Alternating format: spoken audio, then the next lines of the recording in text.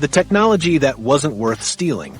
The stolen Würzburg components arrived at the Royal Aircraft Establishment at Farnborough in March 1942, where R.V. Jones's team of scientists prepared to unlock the secrets of German radar technology that had been terrorizing RAF bomber crews for months.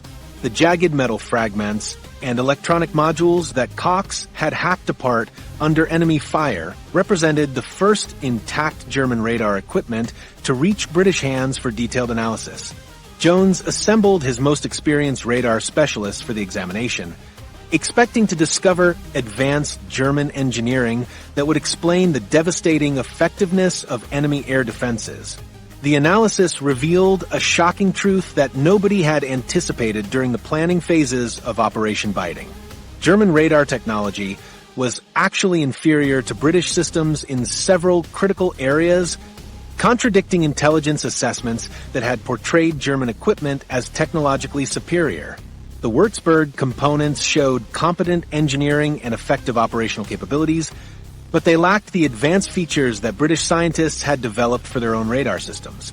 Most significantly, the German equipment showed no evidence of cavity magnetron technology and relied on conventional electronics that British engineers had already surpassed.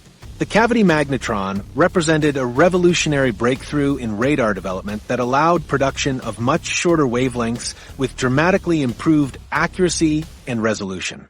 British scientists had developed this technology in 1940, creating radar capabilities that surpassed anything available to other nations during the early war years.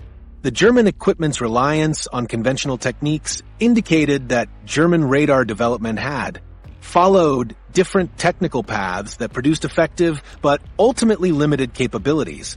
This revelation provided enormous relief to British military planners who had feared that German radar technology had advanced beyond British capabilities in fundamental ways. The captured equipment confirmed that British radar technology maintained substantial leads in critical areas, particularly in the short wavelength capabilities that would prove decisive for future military applications. The analysis showed that German engineers had achieved impressive operational results using conventional techniques, but they had not developed the advanced technologies that would have given them permanent advantages over British systems. The intelligence gathered from the Würzburg components directly enabled development of effective countermeasures that would transform the strategic bombing campaign over occupied Europe. British scientists used their detailed understanding of German radar frequencies and operating characteristics to design jamming systems and deception techniques that could neutralize enemy air defenses.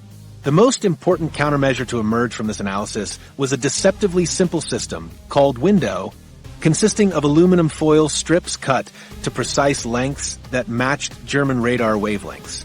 Window strips measured exactly half the wavelength of targeted German radar systems, creating maximum interference when deployed from aircraft flying over enemy territory. The aluminum foil reflected radar signals back to German operators as false echoes that overwhelmed their screens with thousands of phantom targets. Each aircraft could carry bundles of these strips that weighed only a few pounds but created electronic signatures equivalent to entire bomber formations. The simplicity of the concept masked sophisticated technical calculations that required precise knowledge of German radar frequencies and operating procedures that the Bruneval raid had provided. British military leaders delayed deploying window for months despite its proven effectiveness during testing, fearing that German scientists would quickly develop identical countermeasures once they discovered the technique. This hesitation reflected broader strategic concerns about escalating the electronic warfare arms race through introduction of new technologies that both sides could exploit equally. Intelligence reports suggested that German air defenses were becoming increasingly effective against RAF bomber formations, but British commanders worried that premature use of window might trigger German countermeasures that would eliminate any temporary advantages. The irony of this situation became apparent after the war when captured German documents revealed that German scientists had independently developed their own version called Doppel using identical aluminum foil principles. The German countermeasure remained and used in storage facilities throughout 1942 and early 1943, while German commanders debated whether to deploy it against Allied air raids.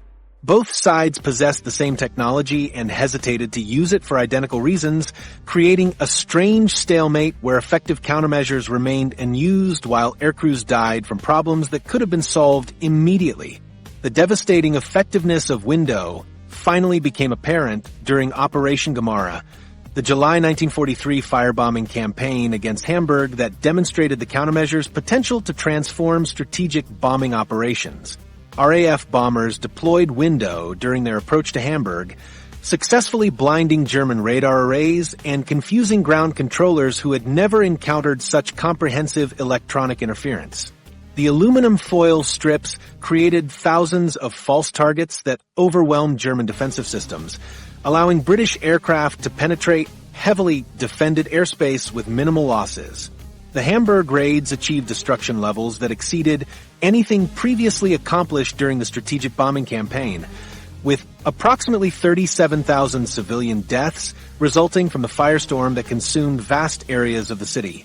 Window's effectiveness during these operations proved that the intelligence gathered at Bruneval had provided capabilities worth far more than the risks taken to acquire it. The countermeasure reduced Allied bomber losses while increasing the accuracy and effectiveness of attacks against German industrial targets throughout the remainder of the war. The success of Operation Biting had demonstrated that carefully planned raids could achieve strategic objectives far beyond their tactical scope, establishing principles that would influence military thinking for decades to come.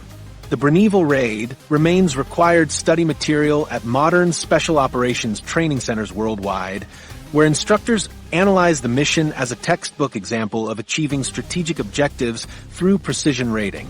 Despite technological limitations and improvised execution, military academies examine how 119 paratroopers accomplished their intelligence-gathering mission using courage and resourcefulness rather than advanced equipment or overwhelming force.